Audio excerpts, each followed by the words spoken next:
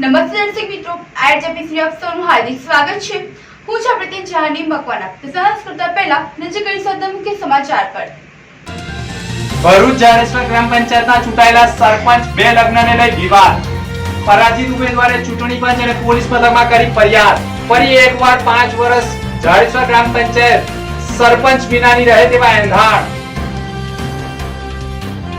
અંકલેશ્વર મોતાલી પાટિયા Amravati bridge પરથી દારૂ ભરેલી કાર ઝડપાઈ, એકની ધરપકડ।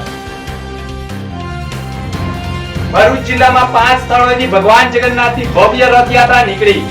ભરૂચ શહેરમાં 3 અને અંકલેશ્વરમાં 2 મળી 5 જગ્યાએ ભગવાન જગન્નાથ નગરચર્યાએ નીકળ્યા। ચુસ્ત પોલીસ બંદોબસ્ત વચ્ચે રથયાત્રાઓ સંપાદી।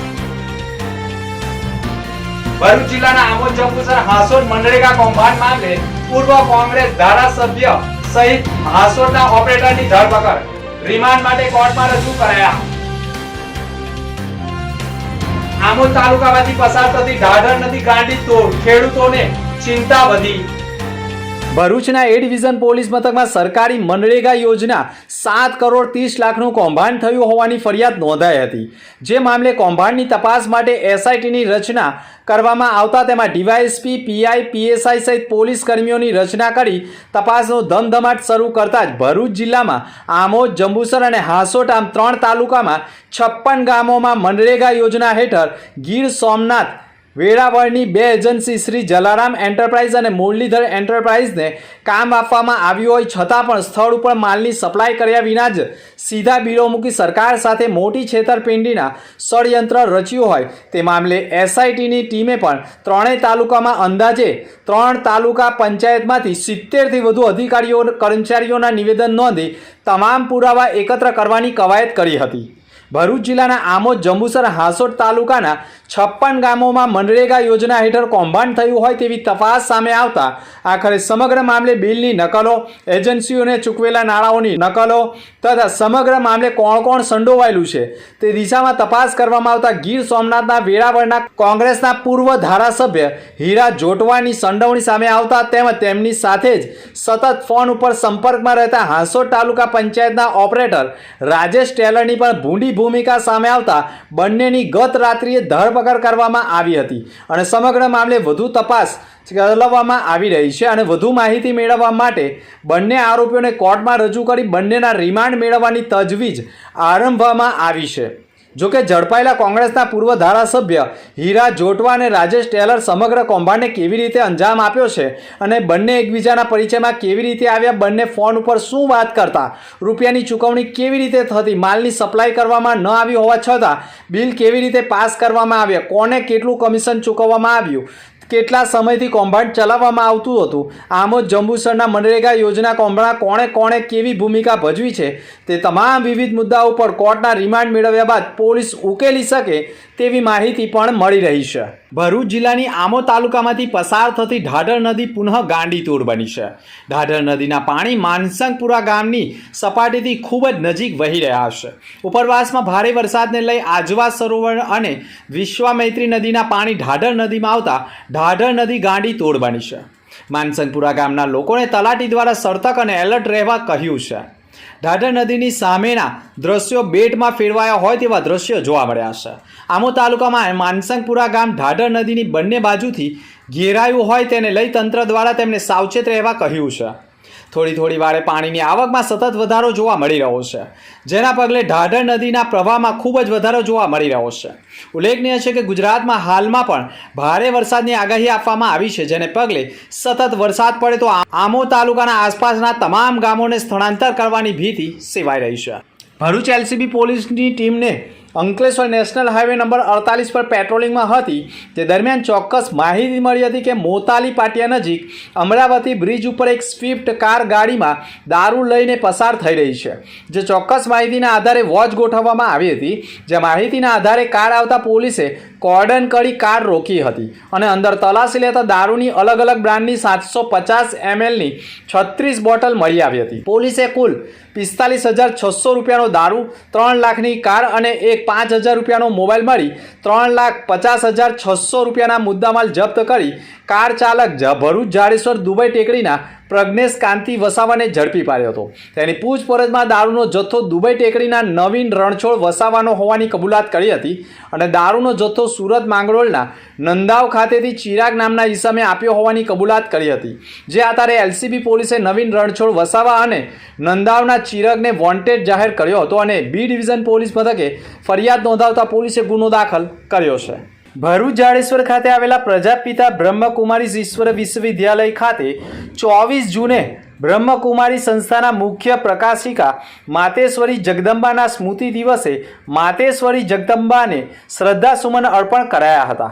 આ સાથે જ બ્રહ્મકુમારી સંસ્થા દ્વારા જૂન માસમાં આખો મહિનો સંસ્થાના મુખ્ય પ્રકાશિકા માતેશ્વરી જગદંબાના સ્મૃતિ દિવસ નિમિત્તે વિવિધ કાર્યક્રમોનું આયોજન થતું હોય છે. જેમાં યોગ સાધના ભઠ્ઠી, વૃક્ષારોપણ, જલ બચાવ અભિયાન સહિતના વિવિધ કાર્યક્રમોનું આયોજન કરવામાં આવતું હોય છે. આ સમગ્ર જૂન માસ દરમિયાન બ્રહ્મકુમારી સંસ્થાના મુખ્ય પ્રકાશિકા માતેશ્વરી જગદંબાના સ્મૃતિ નિમિત્તે સમગ્ર વિશ્વમાં વિવિધ કાર્યક્રમોનું આયોજન કરવામાં આવતું હોય છે. 24 જૂનના રોજ જાડેશ્વર ખાતે આવેલા અનુભૂતિ ધામ ખાતે માતેશ્વરી જગદંબાનો સ્મૃતિ દિવસની ઉજવણી કરવામાં આવી હતી.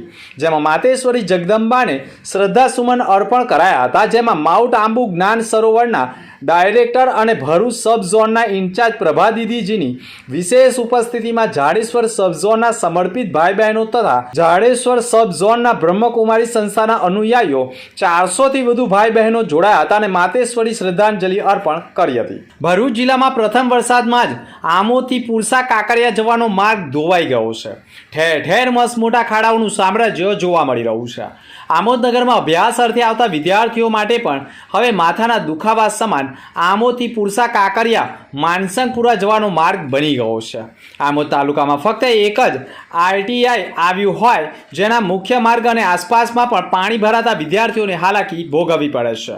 વાહન ચાલકો માટે અને વાહન રાહદારીઓ માટે પણ ખૂબ જ હાલાકી વેઠવાનો વારો આવ્યો છે. રોડની આસપાસ પણ પાણીનો નિકાલ ન થતાં દૂર દૂર સુધી ખેતરોમાં પાણી ભરાયા હતા. વહેલામાં વહેલી તકે મેટલ નાખી રોડના ખાડા પૂરવામાં આવે તેવી માંગ ઉઠી ગઈ છે. ભરૂચ જિલ્લામાં સૌપ્રથમ રથયાત્રા અંકલેશ્વરના ભરૂચી નાકા નજીક આવેલ હરિદર્શન ટાઉનશીપ સ્થિત ભગવાન જગન્નાથ મંદિરે જગન્નાથ રથયાત્રા મહોત્સવનું આયોજન કરવામાં આવ્યું છે. જેના ભાગરૂપે સતત 23મા વર્ષે પણ આયોજકો દ્વારા જગન્નાથ રથયાત્રાને ભવ્ય આયોજન કરાવ્યું છે. અષાઢી બીજ નિમિત્તે ભગવાન જગન્નાથના મંદિર ખાતેથી રથયાત્રાનો પ્રારંભ કરવામાં આવ્યો હતો. ભરૂચ પોલીસ વિભાગ સહિતનાઓ જોડાયા હતા અને ભગવાન જગન્નાથની રથયાત્રામાં ભાઈ બલરામ, બહેન સુભદ્રા અને ભગવાન જગન્નાથ નગરચર્યાએ નીકળતા અલભ્ય દ્રશ્યો સર્જાયા હતા. રથયાત્રા દરમિયાન મોટી સંખ્યામાં ભાવિક ભક્તો ઉમટ્યા હતા જેઓએ જગતના નાથના દર્શન કરી ધન્યતા અનુભવી હતી. આ રથયાત્રા અંકલેશ્વરના ભરૂચી નાકા, જ્યોતિ ટોકીઝ, ચોટા બજાર સહિતના વિવિધ વિસ્તારોમાંથી ફરીને ધાર્મિક માહોલ જેવો ઊભો થયો હતો અને મોટી સંખ્યામાં મહાઆરતી મહાપ્રસાદીમાં પણ લોકો જોડાયા હતા. જ્યારે બીજી રથયાત્રા ભરૂચ શહેરના આશ્રય નજીકની ઓડિશાના ઉડિયા સમાજ દ્વારા બપોરના સમયે એક જ રથમાં ભગવાન જગન્નાથ, ભાઈ બલરામ અને બહેન સુભદ્રાને બિરાજમાન કરી રથને ખેંચવામાં આવ્યો હતો.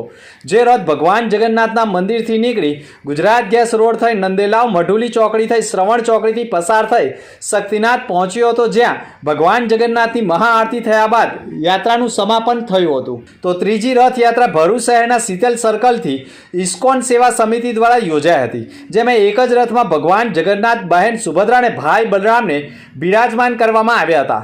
જે પણ લોકોના આકર્ષિત કરી શકે તે પ્રકારે રથયાત્રાનો પ્રારંભ થયો હતો. સાથે રથયાત્રામાં બાળકો સહિત વૃદ્ધોએ પણ અનેક વેશો ધારણ કરી જોડાયા હતા.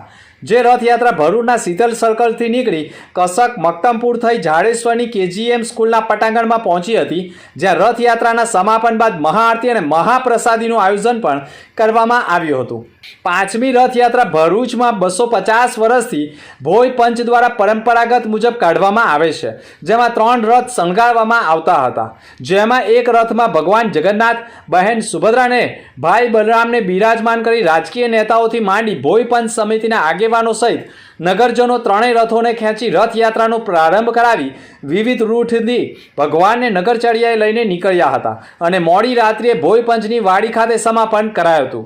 આમ ભરૂચ જિલ્લામાં 5 સ્થળોએ ભગવાન જગન્નાથ નગરચર્યાએ નીકળ્યા હતા, જેમાં અંકલેશ્વરમાં 2 સ્થળોએ અને ભરૂચમાં 3 સ્થળોએ ભગવાન જગન્નાથ નગરચર્યાએ નીકળ્યા હતા. જાડેશ્વર ગ્રામ પંચાયતની ચૂંટણીમાં સિંદૂર પેનલ અને વિકાસમય પેનલ વચ્ચે જંગ જામતા જ સિંદૂર પેનલને 12 બેઠક મળી હતી અને અપક્ષમાંથી 2 બેઠક આવી હતી, જ્યારે વિકાસમય પેનલને પણ 10 બેઠક સાથે સરપંચ તરીકે કબીર જયપ્રકાશ વસાવા વિજેતા થયા હતા અને સરપંચ પદે સિંદૂર પેનલના સરપંચના ઉમેદવાર રણજીત ચંદુભાઈ વસાવા પરાજિત થતા તેઓએ પણ જીતેલા કબીર વસાવાની ઉમેદવારી પત્રની માંગણી કરતા તેમાં તેઓએ માત્ર એક જ પત્ની બતાવી અન્ય માહિતી ઉમેદવારી ફોર્મમાં છુપાવી હોય તેવા આક્ષેપ સાથે રણજીત વસાવાએ ચૂંટણી પંચ અને પોલીસ વિભાગમાં ફરિયાદ આપી કબીર વસાવાએ પોતાની પ્રથમ પત્ની સાથે ઝઘડિયાના સુલતાનપુરામાં કરેલ લગ્નની રજિસ્ટ્રેશનની નોંધણી સર્ટિફાઈડ નકલ તથા બીજી પત્ની સાથે લગ્ન કરેલ હોવાની કંકોત્રી સાથે ઉમેદવારી ફોર્મમાં પ્રથમ પત્નીનું નામ છુપાવ્યું હોવાની